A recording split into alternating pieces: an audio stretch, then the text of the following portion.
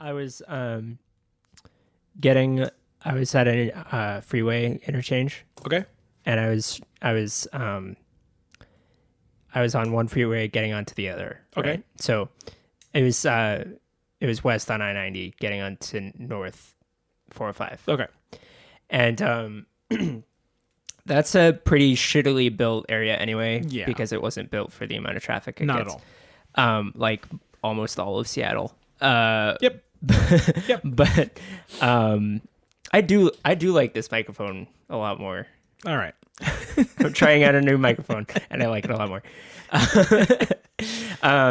So the problem is there's a bunch of people getting on the freeway while people are on the freeway are trying to get onto the other freeway. Yeah. Like there's entrances to the freeway at the same time as people getting off to the next freeway. So what happens is there are a lot of lanes that open up for people to merge on, but then immediately close. So they're not really lanes. Yeah. So if you're in the lane... It's a merge lane. Yeah. Yeah. So if you're in the lane that's getting off onto the next freeway, and you haven't, experienced this exit before, you're going to think, oh, I can get over here and get a little bit farther. And hold on. That's not really the case. So it's the people that kind of want to be a dick, and they're like, let me get around 4 cars. Yeah. Because that's going to make 90 seconds different on my commute. So here's what happened. And this doesn't normally happen to me, but this happened to happen this one time. I really hope this ends with you flipping someone off. So this guy was getting on the freeway. So, but to give even more context, the lane that, this is hard to describe. So just tell the story. About it. People aren't going to care much about that. The lane I'm in to get on to the next freeway is very long. Okay. Like the cars are backed up probably like more than a mile. Oh shit. Okay. Yeah, and this happens every day around this time. Of course. No, I'm familiar with Seattle traffic. This is like a quarter into that mile. Okay. And these people are getting on. And this guy has just gotten on the freeway and he can go. So what happens is the line stops. So technically it should be one lane, but people keep going as if it's still 2 lanes. Gotcha. So this guy is on the side still going. So he hasn't fully merged like he was supposed to. Now what he's trying to do, is he driving on the shoulder? What he's trying to do is get onto the freeway. He doesn't want to stay in this lane and go into the next one. He just wants to get past this lane. Yeah. Around me. Okay. But the person behind me tries to let him in, but he goes past me and tries to get even further. And so he's driving next to me and it's one lane, in one lane. Yeah, it's a shoulder. Yeah. And so we're like driving next to each other, getting closer and closer. And I'm not slowing down. I'm not letting him in. You're officially playing chicken at this point. Basically. And he looks over and I look over at him and I flip him off. Nice. And I was like, I don't know why. It was like Friday or something. I was really frustrated. I thought it was never Thursday. do that, especially when I'm making eye contact. But this one time I was like, no, fuck you. I'm fucking flipping you off. And of course he does the thing where he doesn't even roll down his window, but he's still talking as if like he's just mouthing things. Yeah. So I start mouthing things and I'm mouthing like, this isn't 2 fucking lanes. It's 1 lane. You had a chance to merge behind me. Fuck you. I'm not letting you merge now. And he's just like, and next time what you should do is just mouth off like a grocery shopping list. Tomato sauce, peanut butter and jelly, white bread. And then we both roll our windows down and he hears me. He's like, what the this guy's crazy. Did you say Pampers? You need Pampers? What the no, we shouldn't condone you flipping people off, but you are always so much better than I am about not getting mad in the car. To like, you'll cuss to yourself. I'm always angry, but you don't interact with others that way. You won't like send it their way. So to picture you in your car following the rules, and then some guy comes over and you're just like, nope, not today, motherfucker. For some reason, though, I bet it was Thursday. I know you hate Thursdays. Oh, that's true. It probably was Thursday. It's. Yeah, like when people, I will actively like not let people over. Like I'll push them to the side of the road if they like are not following. If like, you're being a dick, if you're literally like, I'm gonna go around 3 cars using the shoulder. Yeah. When somebody tried to let you in already, because that one extra car is gonna make that big of a difference. You Fuck can just glide into the guardrail for all I fucking care. Jesus Christ. And on that note, we cue the music.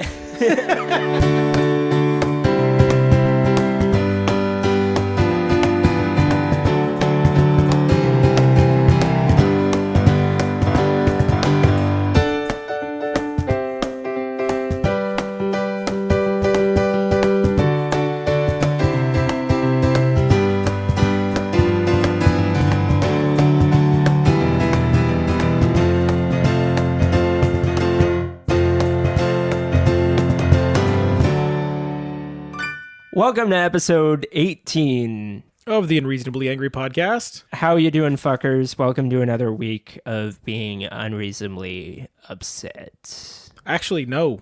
This week we're going to start out a little different. Oh. Because I'm unreasonably happy? Grateful? Not unreasonably. No, I'm reasonably happy. Very reasonably. Yes. My wife and I welcomed baby number 2 this week. Woo. Actually, just shortly after last week's podcast. Like, it was like we recorded, and then a few hours later, it was like go time. Yeah. So it was a really good thing we recorded when we did. Yeah, it was. But obviously, my second daughter, your second niece now, happy and healthy. Been home for a week. She's a week old as of today, which is kind of cool. Well, as of this podcast, she'll be 8 days old. But no, I feel like we spend so much time explaining things that we get unreasonably pissed off about that I'm like, you know what? I got to share a little joy. I can tell you, being a dad the first time is crazy. Like, the first time the baby comes home, you're like, what the fuck? Like, this is strange. Yeah. And the first time I didn't handle it super well. I'm a pretty emotional guy as is, but there was a lot because as a dad, there's not a whole lot. I can't feed her, unless you decide to do formula, which we're not doing. I can't squeeze my nipples. My nipples don't produce anything other than just, beauty. Okay. But no, so as a dad, your job is to try to do as much as you can to make it as easy as it can be for your wife. This time, because I had that experience, I knew what to expect when we went home, but now we have a 2-year-old running around the house. And so my life has been chase the 2-year-old. Like, I'm playing that game. Yeah. Like, it's like a never ending game. It's like, I feel like one of those dogs at the dog track where they have like that bunny that's just like spinning around the track. And so it's keeping the greyhounds chasing it, except mine's 2 and just, yells, no. So it's like, do you want to eat this? No. Do you want to eat this? No. I'm really proud of my daughter for being 2 and having the ability to say no to everything. But no, I really just wanted to take a second today to kind of share that and how amazing it is as a dad to watch when you get married or when you date a girl or whatever.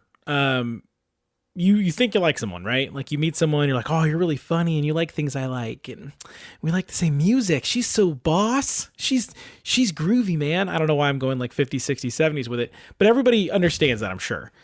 You meet someone, you get infatuated, you find the things you like about them, and you build them up to be this amazing person, right? In the beginning of a relationship, that's how it works for everybody. Yeah. Then the reality sets in and you realize the person's not perfect. Hopefully you realize that, because otherwise it's a crushing defeat when you realize the other person's not perfect. But when you realize the person's not a caricature, not a vision of a person, they're a real person. So you realize, hey, these are the things that aren't perfect about them, and hopefully they're not enough negative things that you don't want to be with them anymore. Yeah. Does that make sense? Yeah. And if you find someone that you love that much, and there's enough great things about them and not so many crappy things, like they're not controlling or they have trust issues or anything like that, then you get married. And you both put effort in and you both care about the relationship. Yeah. Even at that point, when you go, well, for me, it was, I'm going to marry this person, and I married my wife, and I'm like, there is nothing about her. I mean, really, any flaws that she has don't come anywhere near mine. So really, this situation for my relationship was more, as long as I don't do enough things to drive her away, we're probably good. So we get married, and you think, hey, I've seen everything this person's got. I'm amazed by her, but really, what more could there be? And then you watch your wife have a baby, and then you watch her be a mom, and you're like, holy crap, like how just there's this strength in there that you weren't even aware of, because as a guy, we can't fathom pushing a human being out of our body. Now, if you get a C-section, it's still being removed from you. But I mean, if you look down and somebody's sawing your tummy open, they're like, baby, that'd be pretty fucking intense, right? But I mean, I've taken shits where I literally felt like I was going to float up off the toilet because it was so huge and painful. So I'm like, that's just a shit. Like, that's like a poop.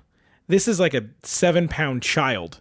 So that's like, it's, if you don't judge me, I'm going somewhere with this kind of. So the amount of pain and like discomfort and things like that they go through to make this happen. And then to watch my wife hold the baby seconds after and watch them immediately connect. Like, this person that's been bonding with her inside is now connecting with her out in the world. And this last week, I've watched my wife stay up. I've watched her be in pain. I've watched her There's tons of things that go on during labor and after labor that I'm not going to get specific into here because it's supposed to be a funny podcast. But there's a lot of like gross things that happen and a lot of really painful things that happen. Yeah. And when you watch like a movie or a TV show and somebody's giving birth to a baby, it's a lot of like screaming and like, man, this hurts, you know, and that's it. That's kind of like all that happens. Mm-hmm. They don't talk about all the real nitty gritty shit that's like, fuck. Because no one wants to see that. Yeah. Now, like, for example, here's my best one. This is something that concerned my wife and me prior to the first baby. There's a huge percent of women that poop on the table. Okay. Oh. And so my wife consciously is like, I don't want to poop on the table. So I'm going to make sure no matter what happens, I don't want to poop on the table. And I'm like, it doesn't matter. Like if it happens, it happens. But it's so funny to have her in the middle of this, like this experience, like giving birth to a child, like this person's trying to come out of you and she's like, I'm not pooping on the fucking table. It's not happening. But as someone, as a parent, like, unless you've been there, you don't know to think about something like that. You think grunting and squeezing each other's hand. And like in the movies, the wife's like, this is your fault. And the husband's like, bee, bee, bee, bee. But in reality, it's like hours and hours and hours of painstaking labor, trying to like just keep each other happy and positive through it. And then try not to think about all the crazy stuff that could go wrong. Long story short, back to my actual, I guess, digression back to what I was talking about. After watching all that this week, I'm watching my wife, who's this person that I already loved, already respected, already had tons of, like, just, I'm amazed by her all the time. And I know I talk about her quite a bit on the podcast, and she's really the thing that balances out all my anger. But to watch her this week manage that baby, and I've basically been focused on the 2-year-old because that way mommy doesn't have to get up and chase her. To watch that and to watch her make that connection and feed her, and basically you really, like, it boils down to this, she keeps her alive. Like, that's such a fucking crazy thing to think about. Like, you are the reason that baby's alive. Yeah. And that's fucking amazing. And so I wanted to share that part first because I have never been more proud of my wife than I am right now. I've never been more grateful than I am right now because we've worked out. My wife is such a great communicator that we've worked out. Hey, Eric, you're going to go do this with our first daughter. I'm going to take care of this. If I need your help, I'm going to wake you up. This is the plan. So I just wanted to share that bit of gratitude before we got started on the podcast. That all being said, being a dad is amazing. I don't understand why people don't understand dads. Like, I really feel like there's some weird fucking thing right now where people just assume as a dad, you're like in the audience of what's happening the whole time. There's no conversation really that I've gotten into with people that are like, I have never had a conversation with someone about being a dad where they haven't been like, oh, you do that? Oh, you do that? You help with that? And it's like, what? I don't know if there's like a huge problem with dads just not being involved. And you're an uncle. And when you come over now, you got to take care of our firstborn while we were at the hospital. Yeah. Well, while you guys were there, I stayed with the 2-year-old. Yeah.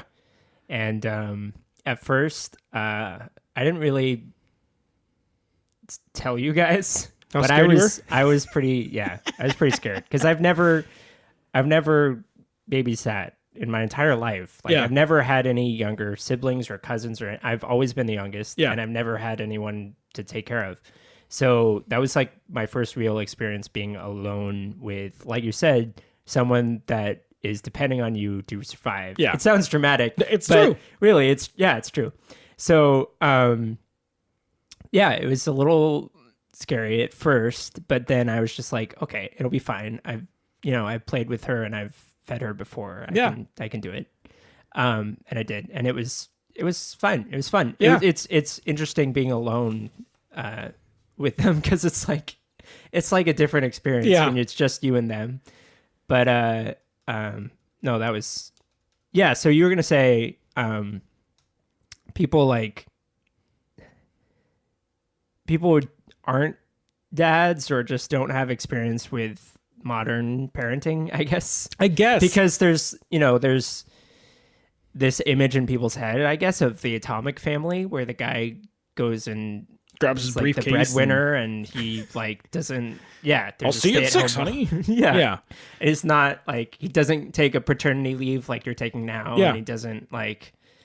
That's the other thing. Like, America is like one of the only first world countries that doesn't have like actual mandatory paternity leave. It's or even maternity leave. Even maternity leave. Yeah, and I think like maybe people think it's like a healthcare discussion or something. Mm-hmm. Like when you talk about like taking time off of work to take care of your newborn child, I guess they're like suddenly like, oh, well, I guess that means we're going to have free healthcare too. It's like, no, that's not the same. That's not what we're talking about. No. Like, well, if anything, it's like labor, like laws. Well, if you look at like FMLA, like Family Medical Leave Act, like you're allowed to go home and take care of your family if they're sick, right? Like if you need to stay home for an extended period of time because somebody's sick, you can. Yeah, you can do that, but you can't stay home with your newborn child. Well, that's the thing. Like, that's part of what I was kind of getting irritated about when I was talking to people about how that stuff works, how paternity versus maternity leave works. Yeah. When you say maternity leave, people go, okay, you're staying home to take care of the baby. Yeah. For paternity leave, people are like, it's bonding time. Now, yes, it's bonding, but I'm also taking care of my wife. Like people, like if you think about what all goes into the labor, it's basically like getting hit by a goddamn truck. Like she's been through basically a large surgery. Yeah. And I don't think it should be broken down into just, oh, you're bonding with your kid. Now, granted, yes, that's a big part of it, but the other part is to take care of my wife. Like I should be able to understand that mentality. But I've had it. People think like the mom's like taking care of the child and you're just sitting there like, oh, I've had that attitude. It's yeah. I mean, even somebody said to me, are you going on maternity leave? And I'm like, really? Like, that's okay. Like, I don't know if it was like a joke, like to fuck with me. Are these people parents? Yeah. Well, see, that's the thing is there, and again, I don't give a shit. If that's your fucking feeling, that's fine. This is my ability to bitch about it without being a dick to people's face. But that's my kind of. Well, they're being a dick to your face. Yeah, I understand, but I'm as I grow and as I become a dad, and now I have 2 fucking kids, I don't want to be the guy who just like gets mad and like snaps at somebody for no reason. I decided, is this worth getting into an argument about? Are you important enough for me to argue with this about, or do I just want to bitch about it? You know what I see that will happen though is when like they get into school and like you have to deal with like bullying or like something like that. We've already talked about this. Yeah. No, my wife and I, we've talked about it. I'm like, she's a teacher. And I'm like, you need to understand that when this stuff happens at school, like you're going to have to hold me back a bit because there's a difference. And the bullying and all that, like that's one thing. The day a teacher calls in and like, oh, your kid this or your kid that, I'm like, look, and don't get me wrong. I'm not just automatically going to assume my kid's an angel perfect all the time. But there's such a weird fucking thing about being the dad. Like I'll take my kid to the park and like we'll be walking away from the park and she doesn't want to leave the park. So she's like kicking and screaming and no park. Mm-hmm. And people will drive by and they'll kind of give me a look. And I'm like, this is my kid. Like, don't look at me like I'm like throwing this kid over my shoulder and running down the road. That's awful. But the thing is it crosses over into, it crosses over into this stuff too, because people are so surprised by some of the stuff that I say that we do. Or my wife will be like, oh, I'm doing this and Eric's doing this. And I'm like, oh, he knows how to do that? Like, what? Like, I went to Target and I can shop for my kid. Like, I know how to buy her stuff and I know how to get stuff for my wife. And I know how to take care of those things. And while I don't really feel like people need to consider my feelings because whatever, fuck them. But I also like, it's kind of annoying. And I'm wondering if this is something that happens to other dads. There's this weird, I actually saw a shirt this guy was wearing. I was online and it was like, it's not called babysitting. They're my kids. And I was like, exactly. Like, it's not babysitting. If the dad does it, he's still fucking parenting. Like, it doesn't make you just like a shit parent because you're the dad. Yeah. Maybe we've had enough bad parents. I know we've had enough bad dads, but just to assume that, if the dad's involved, it's different or weird. I'm like, I guess it's more of a sad shit on society that is than anything else. I don't know. It's like, I guess people are like either traditionalists or like where they want like these specific parenting rules. Like people want specific marriage, constraints. Like people want specific, like the dad shouldn't stay home. They should go be making money to support them. Or like, I guess people just hold those as values. Which is funny because you think about it, like there's so many things in society now that you're not allowed to like, basically anytime somebody says, well, that's the way it's always been. Anytime you say that line, someone's going to say, well, it doesn't have to be that way. Exactly. And that's kind of that same thing. And when it comes to being a parent, I was gonna say, or it's the dad just being lazy. And it's possible. No, don't get me wrong. The stereotypical old school dad, it was the 9-to-5 dad. He came home and people picture him cracking open a beer and sitting on his recliner, and that's how his day was. I personally don't know any dads Like that The are Simpsons or Family Guy. like that. Yeah, I don't know Yeah. a single dad like that. Yeah. That being said, not every dad's as involved with every little detail. I guess I could see that if there's certain things they feel uncomfortable with. But to just like jump on and assume that because you're the guy that you couldn't possibly like understand or care for. I mean, I've even had people say something along the lines of like, well, as much as the husband wants to help, at the end of the day, the burden's going to fall primarily on the mom. What? And at first I was kind of like, all right. And I'm like, well, at the end of the day, my wife does have to feed the baby until we're able to start pumping and I can like feed it with bottles. At that point, I can do that. I still bathe her and change her and pick out her outfits and hold her when she needs to be held. But the funny thing was that line actually made my wife mad. And she's like, what the fuck is that? And I was like, what do you mean? She goes, well, the burden isn't primarily on me. She's like, yeah, it's my responsibility to feed her, but you do so much. Mm-hmm. She's like, you do all these other fucking things so I can focus on the feeding. So fuck that. And I was like, oh, Jesus Christ. Like, it was funny because I hadn't seen her that mad since they fucked up my hamburger at Wendy's when she was pregnant. Don't get a mama bear mad. She'll get you. Yeah. Well, congratulations. Thanks. And I'm so happy to have another niece. Yeah, man. And like I was holding her the other day, and then like the 2-year-old came over, and I was like looking up at the 2-year-old, and then looked down at her, and I was like, well, okay, there's 2 now. Yeah. Like there's this feeling you get where you're like, okay.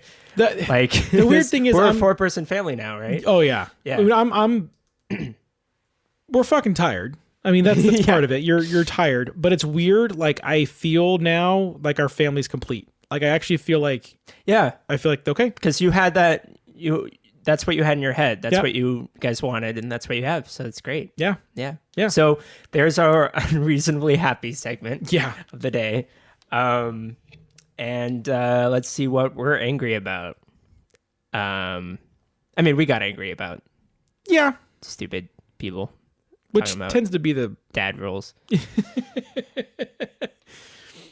So yesterday we were talking about off the air. We were talking about like different friends that we've had in the past, and like how some of them last, some of them don't, and why, and like we were talking about like how some people like you think you know them, and like then you'll see like them in a certain situation or like with other people, and then they'll like be completely different, which always catches me off guard. Yeah. Like whenever you're hanging out with someone that you've known, especially if you've known them for a little while. Like if I've met somebody and we've hung out like twice and then we hang out with a different group of people and they're like a different person, I'm like, okay, I don't barely know you. Yeah. But when you know someone for a while and then you see them around a different group of friends, you're like, holy shit, who the hell is this person? It's not always a bad thing. Like, because I mean, sometimes it might feel like they're being disingenuous with either you or with those people. It sucks when it's you. Like if you like think you know someone and then they go like with friends that they have and you don't, and they're like, hey guys, man, blah, blah, blah, and you feel like they're like more comfortable with them. Yeah. And then you're like suddenly like, oh, I'm the awkward one. I'm the weird one. I'm your weird friend. I'm retarded. I've definitely had that happen. Like where I'm like, wait, what? I thought we were getting along, but you get along with them better. Like, well, so that kind of reminds me, like But I'm saying it goes both ways. Oh, absolutely, absolutely. Yeah, I've done that with people too. So I think that what that kind of goes from is you and I are pretty similar in the way that we are who we are.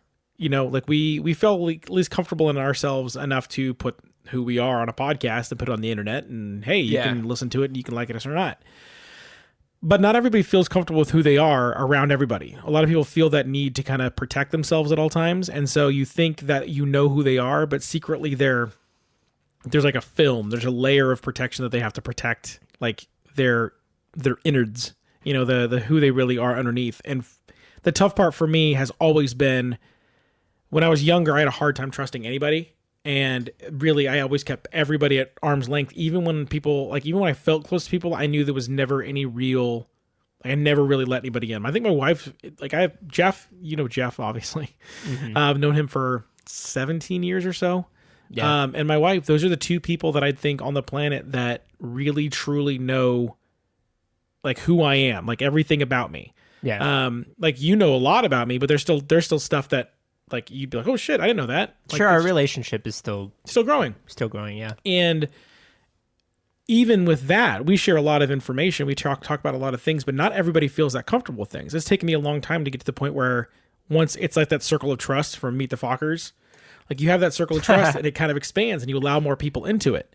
But the trouble now is we see so much because people post so much stuff online that you think you know so much about people, but then when you actually interact, it's a completely different person.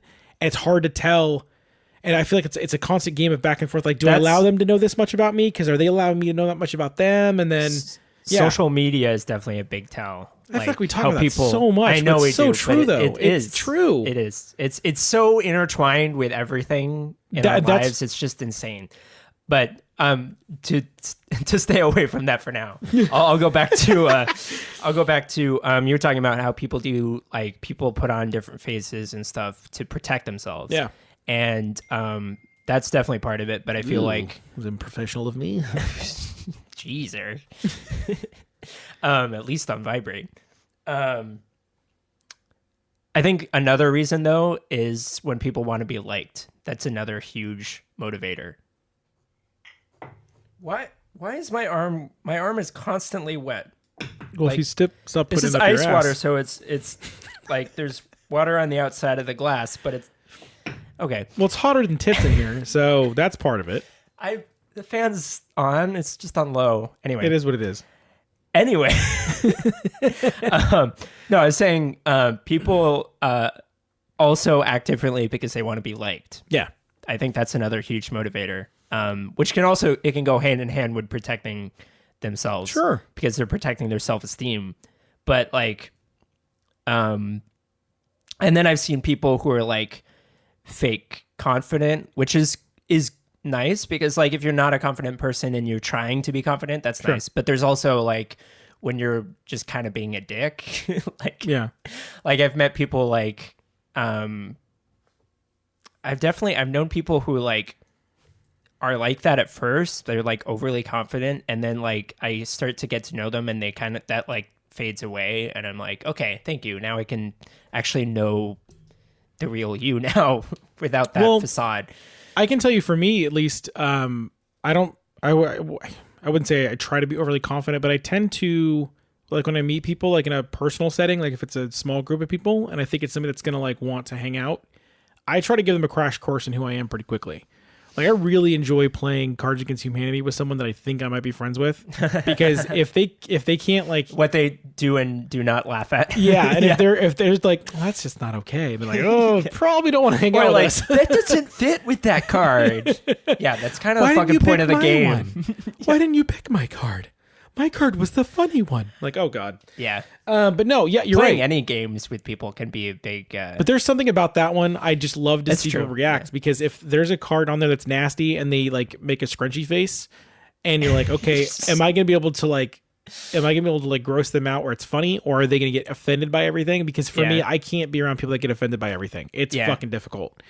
So I think some people do that at first because they go, okay, this is my super confident self. If you're okay with me being a little obnoxious, like Date Mike from The Office.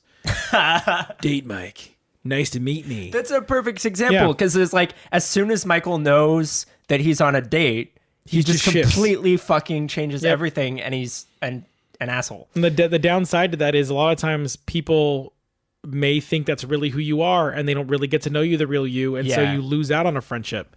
The thing about that, though, for me, like at least when I think about it, is I feel like there's this weird, and this is definitely a me thing, there's this innate and like overwhelming feel and need to be liked and to need people to want to be your friend. And I don't get that.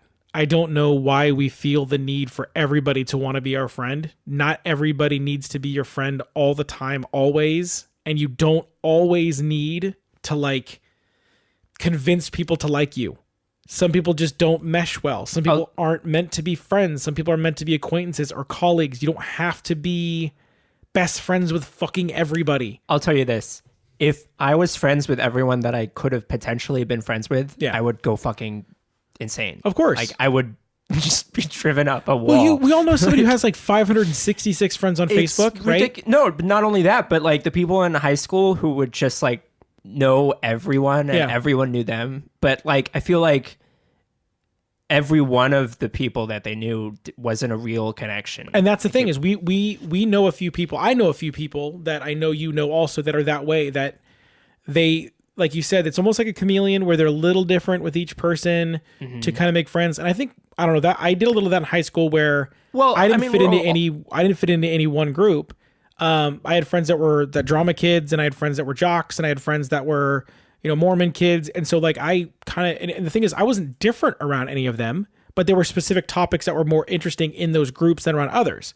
So I understand that. But when people are just completely shifted and you're like, what the fuck, who's this person? Because they're on this other group to make sure that this group still likes them. That's the part for me where I go, this is kind of fucking weird. Right. Yeah. And I feel like we all do the chameleon thing to an extent. Sure. Like we all act differently, like especially guys will act differently around girls that they're friends with and not in a relationship with than they would around like guys. See, I think that kind of I half agree with that. Well, I think it depends like, on to this. an extent. If there's It's a up to possibility that guy could eventually fuck her, if he wants to fuck her, he's going to be different. If he knows that sex is off the table, if it's literally platonic and only platonic, then you're right. That's true. It depends on what the guy decides to. And not just him, her too. Like if she's thinking, hey, I might want to fuck him, she may be different around him than if she's like, nope, sex is off the table. Because this is like a whole other. It's true though. It's true. Pandora box I just opened. But if you think you did, but if you think about it, there are plenty of women out there that once they decide sex, they put that little X on your forehead. She'll refer to you as like asexual. I don't think of him like that. He's just kind of asexual. Yeah. And I've heard women say that about a guy, and I'm like, God damn, that's the Reddit thread that pops up on Ask Reddit, like I swear every few months, like it's the most repeated thing ever, is guys of Reddit, like when did you like have a sign from a girl and you didn't realize it until later? Oh, yeah. And you didn't pick up on it. Yeah. And it's always chock full of people like, God damn it, why didn't I know that they wanted to fuck me? So like, people that are like, they live their lives on an internet forum are surprised they made socially awkward situations. Because that's where they went after they didn't pick up on the sign. They went to talk about it on Reddit. But no, and you're right. People do act differently around different groups of people. And you're right. Absolutely. Guys act different around girls. You could have... we've experienced it. We've hung out. We have a pretty similar group of friends. You have your offshoot friends, and I have my offshoot friends. But we all like we're buddies with Jeff and Carlos in that group. Mm-hmm. And even you've been in a situation where you were all hanging out and girls popped up, and so like your guys' kind of like your guys' all little antenna kind of poked up, and you're all like, well, whose chick is this? And and so it does make a difference. I don't really think that way as much as they do, but but that's the thing is you don't think of it that way, but they do, and so it actually does shift the dynamic of the group. Right. What's super important though is when I look at our group of friends, at least I know who they are. You know what I mean? Like when Jeff's on the podcast, I know who he is. Like there's no weird secret. Whereas some of my friends that I'm like I wouldn't consider like really good friends, I don't know how they'd react in a certain situation. I don't know, like, you'd have to like, hey, with that person, like, I think that's kind of like the main difference between friends and best friends. Yeah. Is when you like, you feel like you would. Besties. You feel like you would know like how they would act in a certain situation. You know what they would do, and then like you would do it for them or they do it for you, and that's like how it kind of becomes. And I think that's actually why I don't have a ton of friends, because it's difficult for me to invest a lot of time in someone that I don't feel would do for me what I would do for them. Now, granted, I do anything my friends, like I would do anything to help like a friend of mine. Like, and most of my friends would be like, yeah, Eric would fucking step up. That being said, if I feel like if I have to question it, like have something really happened where I really need help, if I called that person, would they answer? Yeah. Then I go, are we really that good of friends? And I've realized as I've gotten older, why do we have to keep friends? Why do we have to? I know you said that you had a situation where someone asked you about like the length of your friendship. Yeah. And it's like, it's difficult. It's a fucking awkward conversation. Yeah. Cause it's like, it depending on the friendship, you don't know, like, how long do you think we're going to be friends for? And you're like, well, maybe for like a year or two. And you're like, what? And you're like, for the rest of our lives, unless you like, unless you get a DUI and run over 9 nuns, then I might be like, dude, I need to pump the brakes on this friendship for a little while until you get your shit figured out. I don't know why they killed nuns, but they did in my head. Sounds like they were on bath salts or something.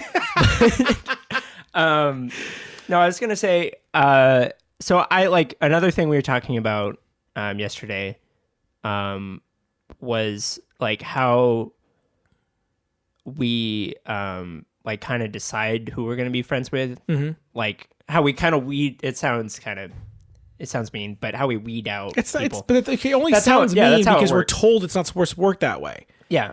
Like that's how it works. We've basically shifted away from all evolutionary feelings that we do on things because we've been pressured into, well, that's not how you're supposed to do it. It's not okay to do that. Well, no, if my instinct is to not hang out with you because I think you're a fuckface, I should have to feel guilty about that. And in today's ever-connecting, expanding world where it's just getting smaller and smaller and we're all on social media more and more, and we're more and more connected. Yep. I can't say this with a straight face, but it's fucking true though. But it's true. It's funny, but it's true. The faster we communicate with each other, the faster we'll realize who we want to be friends with. Well, you know what the perfect example of it is Facebook. Okay, we've talked about Facebook at fucking long length on this podcast, but if you look at it, we have no longer just delete friends.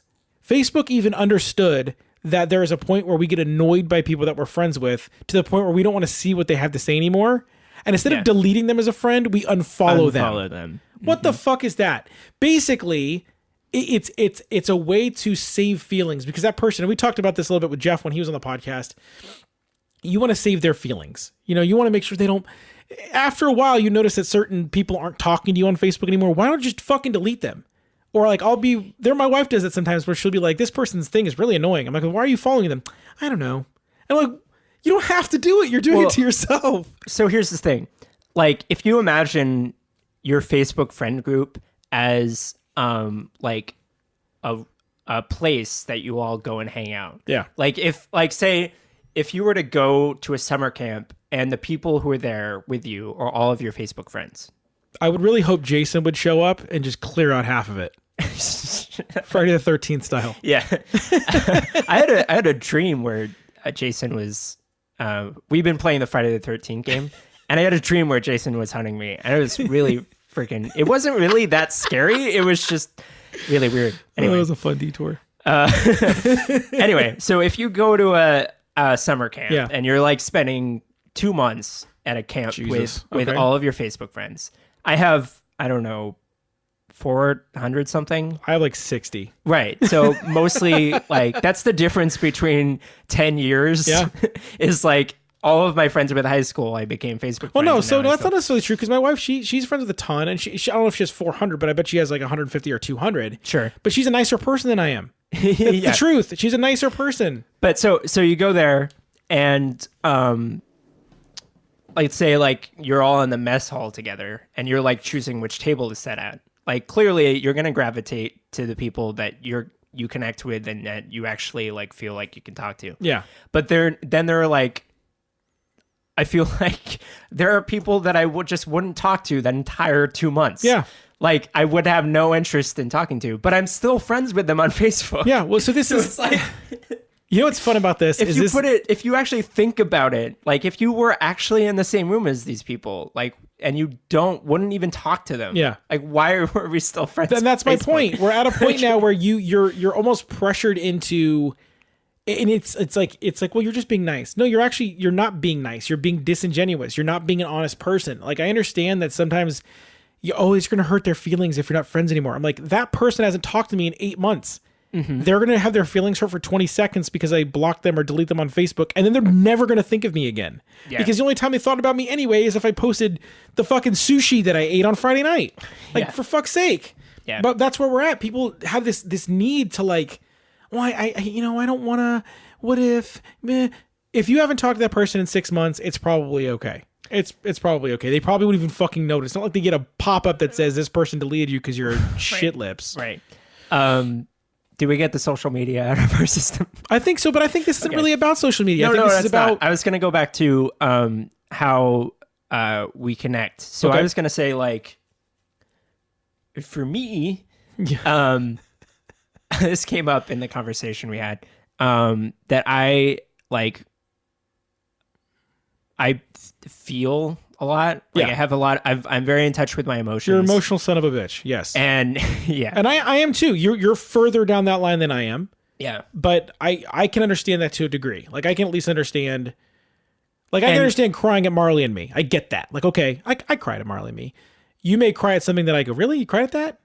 But that's just the difference. It's not that we're not on the same road. It's just that you're a few mile markers down the road. Yeah. And it's not that I'm not also like, I'm also very logical. Yeah. And like, I think about things a lot deeply, but I also feel them deeply. So it's like kind of like a back and forth kind of thing. Well, the best example I can give to you really is why I enjoy watching horror movies with you. When you watch a horror movie with somebody who doesn't feel and think that way, they sit there and they try to find all the reasons to not be scared. Oh, yeah. Right? Yeah. Whereas when I watch a horror movie, or you do, I try to relate to the characters. I try to feel like I'm there because I want to get scared. It's like going on a roller coaster and just sitting there dead face. Like, exactly. This is and no that's big the deal, easiest whatever. example I can see is when there are people in life that don't want to feel. There are people in life that don't. But now, there are times where you may go, fuck, man, I felt way more than I should have. And not to go back to me being a dad, but this week I've been a lot more emotional than I normally would. But I'd rather be that than be fucking cold. That's true. Yeah. But what I was going to say is that I've been friends with people, I'm still friends with people who aren't as in touch with their emotions, and they don't aren't. They don't know how to feel. Not that they don't want to, but they don't know how to. Yeah. And it's always interesting like to have like discussions with friends like that who like where you have differences. Like let's say you're more of an intellectual than the other person is, and you care about like reading the news or whatever and talking about that, and they might not. And so like I think some people like will say, okay, then maybe we just shouldn't be friends. Like we don't share common interests. Okay. Maybe we won't find common ground. But I feel like that doesn't always matter. Like I feel like it's more like finding a friendship is more about how you meet in the middle rather than if you can. Well, like, see, I completely get where you're coming, and my add-on to that would be I prefer to have people around that agree on some things but have differentiating opinions or different. I think it's just different. I'm just trying to say differing. Okay, differing. And I'm like adding opinions. 9 fucking letters to it. Different opinions than I do. Yeah, exactly. Fuck. Because that's how I learn. Like I want people to challenge me mentally. That being said, if there's not at least that core something in the middle that I want to share, or if there's not something where we're both willing to make an effort, that's when I go, well, look, we don't have anything in common. Neither of us really want to put the effort in. That's when I go, well, then what are we doing? And I've had friends like that. I've had friends in the last couple of years where I've gone like, why are we friends? It's not that you're not a nice person. I'm sure you're a nice person, but we don't have anything in common. We don't enjoy talking to each other. You're not gaining anything from talking to me. I'm definitely not gaining anything from talking to you. So instead of like, hey man, we need to catch up, and then like 3 months later be like, hey man, we need to catch up. It's like, it's okay. It's okay for us to just go. I feel like that especially happens when you share common friends. Yeah. And like they Friend are of out a of the friend. picture. Like if they just like even just if you're the three of you are in the same room and then the third person leaves. Yeah. And you're like just sitting there like with nothing to talk about. Yeah. I've definitely like been in that situation. And that's really more of what I'm talking about. Like some people feel the need to like, if you have a group of friends, you have to be friends with everybody that your group of friends is friends with. And it's like, no. Or if you're in a relationship and like your significant other, you're getting to know their friends and like you don't connect with your significant the other like the same way that they connect with them. So it's like, and I think that the thing is that changes a little bit the older you get too, because I think really at the end of the day, it's the people super close to them. Like as long as you're at least cordial, like everybody's like, you have to be best friends. No, you don't. You don't have to be best friends with everybody. Yeah. It's the people that are going to be there the day your kids are born, the people that are going to be there to help plan your wedding, the people that are going to be there if you have to go to get surgery. Those are the people that you have to be like, you have to at least be cordial with. Yeah. If it's like some person that they worked with 2 years ago and they're friends on Facebook and you're like, I don't like that idiot. Like that shouldn't be the be all end all of a relationship. And if it is, then that's a conversation you should have. Like, well, so we can take this into, we can make this practical and take it into my life at the moment. Okay. Because I've been in Washington a year, and Fuck. yeah, and I spent 9 months of it waiting for a baby, so it's gone fast. right. Yeah.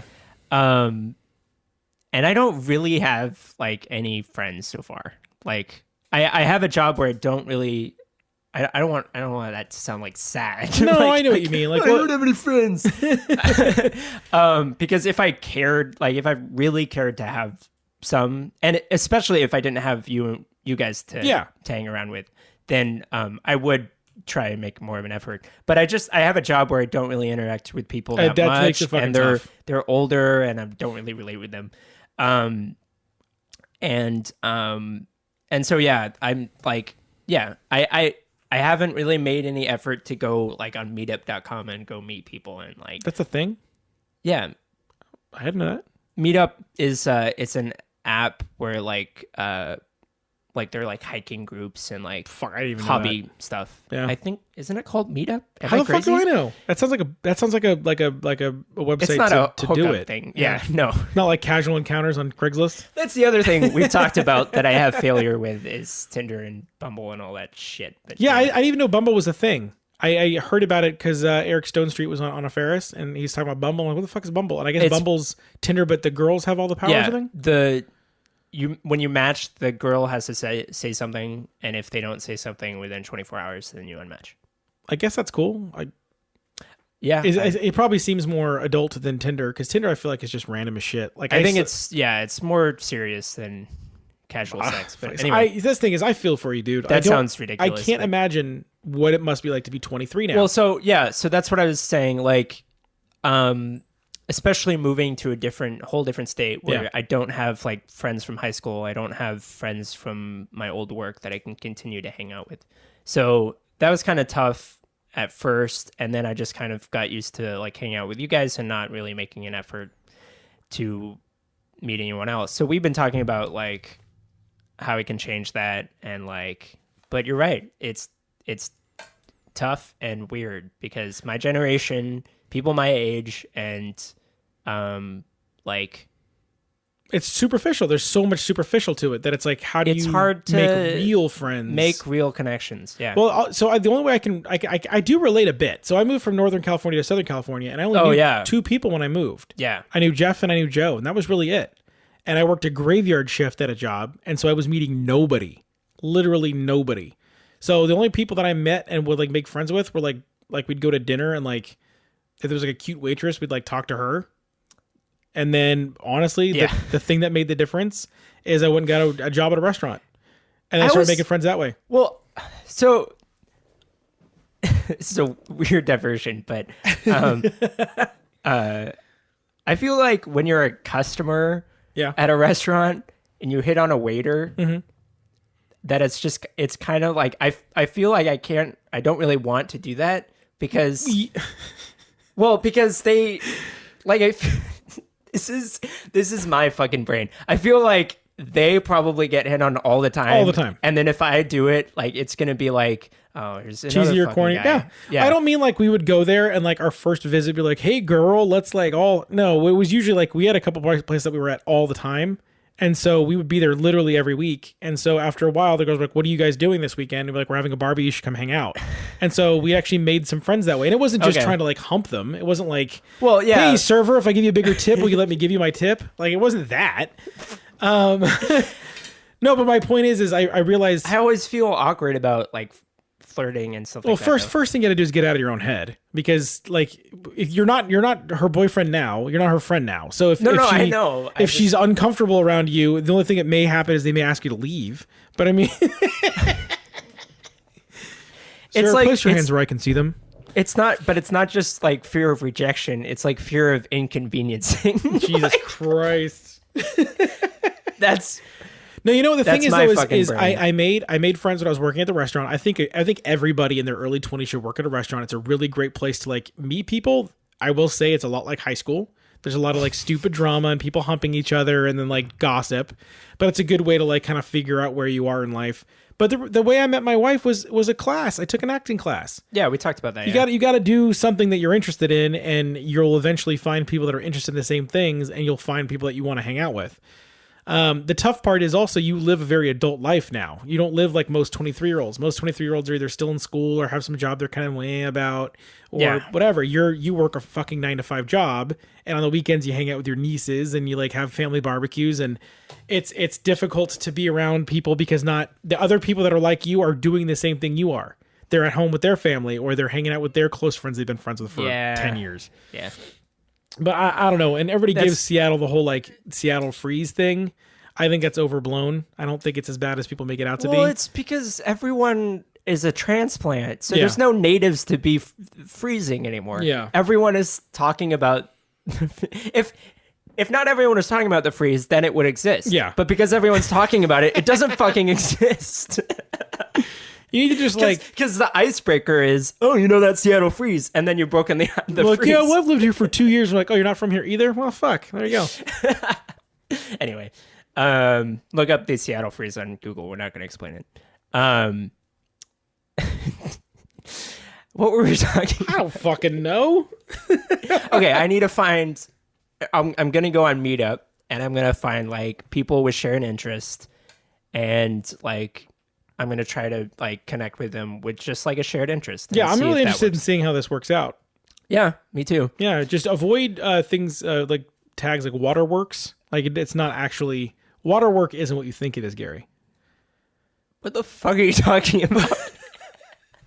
I have no idea what I think waterwork is when you pee on someone. Oh, so just be careful. Okay. That's what I'm saying. Well, how do you know I'm not interested? That's a good point. I'm just kidding.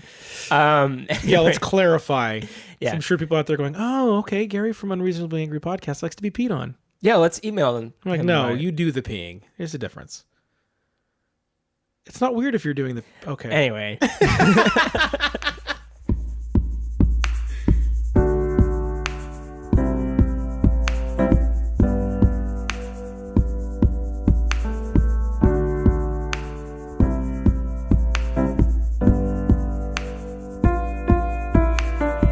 Thanks for listening to episode 18 of the Unreasonably Angry Podcast. And if you want to rate and review us on iTunes, Facebook, Stitcher, we're on Stitcher now. Yeah, get on Stitcher. They have their own app, and it's a great way to listen. We're expanding our horizons. Mm-hmm. We're making it so you can access us from anywhere. And the more places, the better. Yeah, and if you have any thoughts, questions, comments, concerns, some advice for Gary on how to go on meetup.com, send us an email to unreasonablyangrypodcast@gmail.com. And until next time, my name is Eric. And I'm Gary. Stay angry, fuckers.